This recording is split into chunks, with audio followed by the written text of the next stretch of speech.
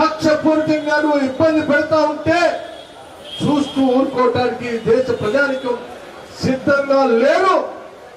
గాంధీ భవన్ లో పూజ్య బాపూజీ మహాత్మా గాంధీ గారి విగ్రహం సమక్షంలో ఈ రోజు వారి మార్గంలో నిరసన కార్యక్రమం తెలుపుతూ ఆనాటి బ్రిటిష్ ప్రభుత్వాన్ని ఏ రకంగా అయితే ఈ దేశం నుంచి పారదోలేమో ఈ దేశ ప్రజానికానికి ప్రజాస్వామ్యానికి వ్యతిరేకంగా పనిచేస్తూ బహుళ జాతి సంస్థల పార్టీగా ఉంటూ ఈ దేశ ఆస్తుల్ని అక్రమంగా బహుళ జాతి సంస్థలైన అదాని అంబానీకి కట్టబెడతా ఉంటే ఈ దేశం కోసం నిలబడతాం, పోరాటం చేస్తాం, నీ పైన యుద్ధం చేస్తాం, నిన్ను కూర్చుతాం, ఈ దేశంలో పార్లమెంటరీ ప్రజాస్వామ్యాన్ని నిలబెడతామని చెప్పడం కోసమే ఈ రోజు ఈ నిరసన కార్యక్రమాన్ని చేపట్టాం. మేమంతా ఒకటే చెప్పదలుచుకున్నాం. ధీరోదాత్తురాలు సోనియా గాంధీ గారు ఈ సువిశాలమైన భారతదేశానికి ప్రధానమంత్రి కావటానికి అనేక సార్లు అవకాశాలు వచ్చినప్పటికి కూడా తృణప్రాయంగా దాన్ని వదిలేసి ఈ దేశ క్షేమం దృష్ట్యా ఒక సామాన్య కార్యకర్తలు సైతం ఈ దేశాన్ని ప్రధానమంత్రి చేస్తానని చెప్పి పివి నరసింహరావు గారిని, మన్మోహన్ సింగ్ గారిని ప్రధానమంత్రులు చేసి వారి ద్వారా యూపీఏ నాయకత్వం అనేక సంక్షేమ కార్యక్రమాలు తీసుకోవచ్చు. ఈ రోజు దేశ అభ్యున్నతి కోసం పనిచేసిన నాయకురాలు సోనియా గాంధీ గారు. ఆనాడు కాంగ్రెస్ పార్టీ 20 సూత్రాల కార్యక్రమాలను అమలు చేసిన, బ్యాంకులను జాతీయం చేసిన, భూ సంస్కరణ తీసుకొని వచ్చిన, సమాజ స్థాపన కోసం అనేక సంక్షేమ కార్యక్రమాలను ఈ దేశంలో చేపట్టిన కేవలం అధికారం కోసమే కాదు, అధికారంతో పాటు ఒక సామాజిక మార్పు కోసం కూడా కాంగ్రెస్ పార్టీ నిరంతరం పనిచేసుకుంటూ వచ్చింది. అదే రీతిలో సోనియా గాంధీ గారు యూపీఏ చైర్పర్సన్ గా మిత్రులు పెద్దలు చెప్పినట్టు బతకటానికి కావాల్సిన ఫుడ్ సెక్యూరిటీ యాక్ట్ తీసుకొని వచ్చింది. చదువుకోవడానికి కావాల్సినటువంటి రైట్ టు ఎడ్యుకేషన్ యాక్ట్ తీసుకొని వచ్చింది. పని కావాలని అడిగే ప్రతి పేదవాడికి పని కల్పించడం కోసం ఈ రోజు Mahatma Gandhi national employment guarantee scheme తీసుకొని వచ్చి ప్రతి గ్రామంలో నాకు పని కావాలి, పని ఇవ్వకపోతే నేను పని చేయకుండానే నాకు జీతం ఇచ్చే విధంగా మీరు పని చేయాలని చెప్పేటువంటి హక్కుని ఈ రోజు దేశంలో తీసుకొని వచ్చి అమలు చేస్తాం. చదువుకునే ప్రతి బిడ్డకి రైట్ టు ఎడ్యుకేషన్ హక్కు తీసుకొని వచ్చింది, రైట్ టు ఇన్ఫర్మేషన్ తీసుకొని వచ్చింది. అధికారంలో ఉన్నటువంటి పెద్దలు దోపిడీ జరగకుండా, ఆ దోపిడితో దేశ సంపద అన్యాక్రాంతం కాకుండా ఉండాలనేటువంటి ఆలోచనతో సామాన్యుడికి ఒక గొప్ప ఆయుధాన్ని రైట్ టు ఇన్ఫర్మేషన్ యాక్ట్ అనేటువంటి హక్కును కల్పించింది. ఇంత గొప్ప గొప్ప కార్యక్రమాలు ఈ దేశానికి అందించి ఈ దేశ ప్రజాస్వామ్యాన్ని నిలబెట్టి ఈ దేశంలో ఉన్నటువంటి ఆస్తుల్ని సంపదని ప్రజలకి పంచాలని ఆలోచన చేసినటువంటి కాంగ్రెస్ పార్టీ పైన ఈరోజు కుట్రపూర్తిగా భారతీయ జనతా పార్టీ ఈడీ నోటీసులు ఇచ్చింది. దేనిపైన ఇచ్చిందయ్యా? నేషనల్ హెరాల్డ్ పేపర్ సంబంధించి. ఎవరిదయ్యా ఈ National Herald paper? Congress party నవభారత నిర్మాత, ఆనాటి స్వాతంత్ర సంగ్రామంలో పెద్ద ఎత్తున పనిచేసిన జవహర్ లాల్ నెహ్రూ గారు పెట్టినటువంటి పేపర్. ఎవరి పేపర్ ఇది? Congress party paper. ఎవరిచ్చారు లోన్? దీనికి నష్టాల్లో ఉంటే అందులో పనిచేస్తున్నటువంటి జర్నలిస్టులు జీతాలు ఇవ్వాల్సిన పరిస్థితి ఏర్పడితే ఆ పేపర్ పనిచేసే కార్యాలయాలకి చట్ట ప్రకారం చెల్లించాల్సిన పన్నులు డబ్బు లేకపోతే ఎవరిచ్చారు? కాంగ్రెస్ పార్టీ ఇచ్చింది. కాంగ్రెస్ పేపర్ కి కాంగ్రెస్ పార్టీ అప్పుగా ఇచ్చింది 92 కోట్ల రూపాయలు. ఇది తప్ప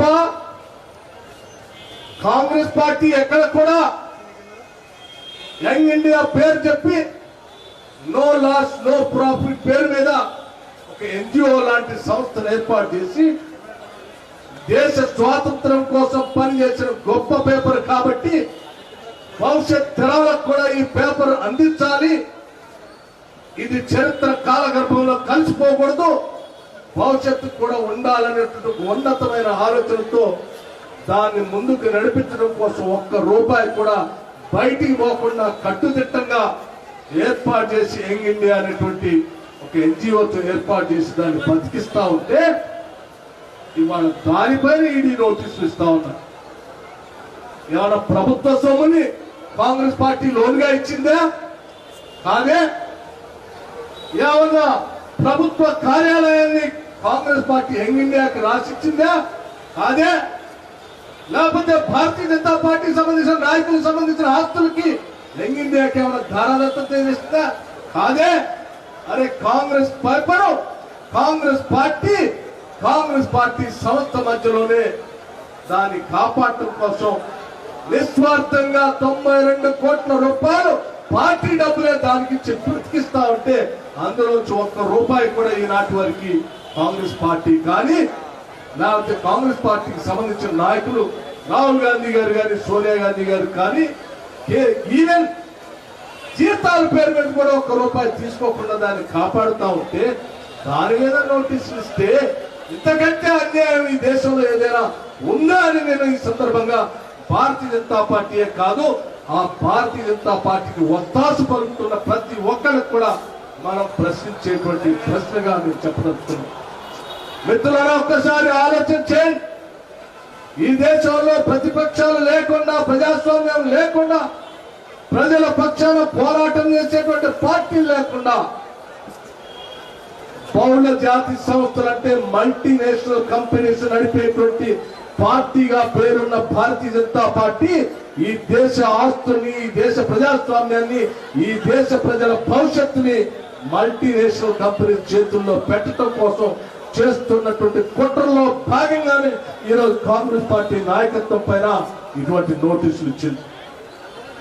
ప్రజాస్వామ్యాన్ని కాపాడుకోవాలనుకునేటువంటి ప్రతి పౌరుడు మన ఆత్మగౌరవం మన ఆస్తులు మన దేశ భవిష్యత్తు బహుళ జాతి సంస్థల చేతుల్లోకి పోకుండా ఉండాలని కోరుకునేటువంటి ప్రతి ఒక్కరు కూడా ఈ రోజు లేచి నిటారు నిలబడి పోలో స్వతంత్ర భారత్ కి జై అని కాంగ్రెస్ పార్టీకి నాయకత్వం ఇస్తున్న సోనియా గాంధీ గారి పక్షాన నిలబడి ఈ దేశాన్ని కాపాడుకోవాల్సిన అవసరం ఉందని కూడా ఈ సందర్భంగా మనం చేస్తాం.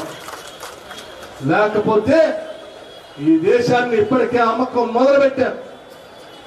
అనేక ప్రభుత్వ రంగ సంస్థలను అమ్మేశారు. చివరికి రైల్వేస్ కూడా అమ్మేటువంటి కార్యక్రమానికి నాంది పలికారు. బిఎస్ఎన్ఎల్ కూడా అమ్ముతారు. ఆయిల్ కంపెనీస్ కూడా అమ్ముతారు. ఇప్పటికే రోడ్లు అమ్మేశారు, పోర్ట్లు అమ్మేశారు, ఎయిర్పోర్ట్లు అమ్మేశారు. బ్యాంకులు జాతీయకరణం చేస్తే ఆ బ్యాంకులు ప్రైవేటీకరణ చేస్తా ఉన్నారు. ఎక్కడ చూసినా ఎవరికి అమ్మినా మనకు కనపడేది అదాని అంబానీ. మేమిద్దరు మాకిద్దరు మోడీ అమిత్ షా ఆ రోజుల్లో మనం చూసేవాళ్ళం. సంజయ్ గాంధీ గారు ఉన్నప్పుడు రాజీవ్ దేశ జనాభాని కట్టడి చేయడం కోసం దేశ భవిష్యత్తు కోసం ఒక స్లోగన్ ఉండేది, మేమిద్దరు మాకిద్దరు అని. అట్లాగే ఈరోజు దేశంలో మేమిద్దరు నరేంద్ర మోడీ గారు అమిత్ షా మేమిద్దరం మాకిద్దరు అదాని అంబానీ గారు అని చెప్పి ఈ దేశం మొత్తాన్ని వాళ్ళిద్దరికి రాసిస్తున్న ఈ క్రమంలో దాంట్లో భాగంగానే ఈరోజు దానికి ఇబ్బంది ఏర్పడుతుందనే ఆలోచనతోనే దాన్ని నిలబెట్టి ప్రశ్నించేటువంటి సోనియా గాంధీ గారి పైన రాహుల్ గాంధీ గారి పైన ఇటువంటి తప్పుడు నోటీసులు ఇచ్చి ముందుకు పోతా ఉన్నారు. దీంట్లో భాగంగానే ఇప్పుడు పెద్దలు చెప్పినట్టు కాంగ్రెస్ నాయకులు ప్రతి నాయకుడు కార్యకర్త వెళదాం, గ్రామాలకు వెళదాం, ఇంటింటికి వెళదాం, జరుగుతున్నటువంటి అక్రమాల గురించి వివరిద్దాం, హైదరాబాద్ నగరాన్ని వదిలేద్దాం. దేశవ్యాప్తంగా మన నాయకుడు రాహుల్ గాంధీ గారు కూడా పిలిపించారు. ఇప్పటికే వెళ్ళండి, గ్రామాలకు వెళ్ళండి, ఇంటింటికి వెళ్ళండి, కాంగ్రెస్ భావజాలాన్ని చెప్పండి, ఈ దేశాన్ని కాపాడుకునే కార్యక్రమాలు ఎట్లా చేయాలో అమలు చేయండి అని చెప్పారు. నేను సైతం అక్టోబర్ 2వ తారీఖు నుంచి భారత్ జోడో కార్యక్రమం పేరు మీద కాశ్మీర్ నుంచి కన్యాకుమారి వరకు కాంగ్రెస్ పార్టీ పక్షాన పెద్ద ఎత్తున పాదయాత్ర కార్యక్రమాన్ని చేపడతా ఉన్నాం.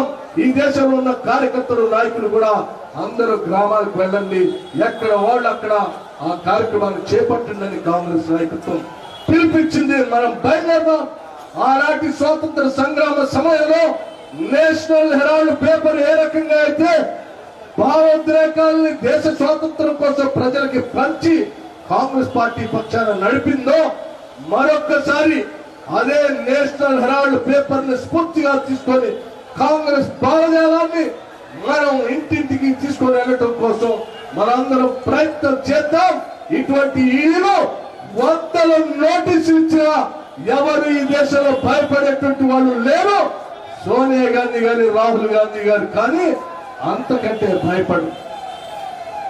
సోనియా గాంధీ గారు ఇందిరా గాంధీ గారి కోడలు, సోనియా గాంధీ గారు రాజీవ్ గాంధీ గారి శ్రీమతి, వారి అత్తగారు, వారి భర్త గారు ఈ దేశం కోసం ప్రాణాలు అర్పించిన మహోన్నతమైనటువంటి నాయకులు.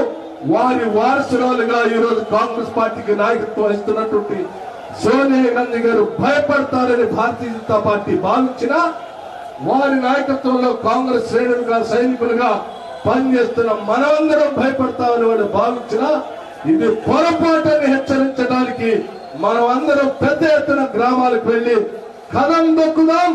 కాంగ్రెస్ జెండాని భుజాన్ని వేసుకొని ఇంటింటి ప్రతి ఇంటి పైన కాంగ్రెస్ జెండా రెపరెపలాడేటట్టుగా చేసి ఈ దేశ, ఈ రాష్ట్ర రక్షణ కోసం బయలుదేరదామని చెప్పి మీ అందరికీ సవినయంగా మనవి చేస్తూ సెలవు తీసుకుంటాం. హాయ్ ఫ్రెండ్స్, మా టుడే టుమారో యూట్యూబ్ ఛానల్ చూస్తున్నందుకు చాలా థ్యాంక్స్.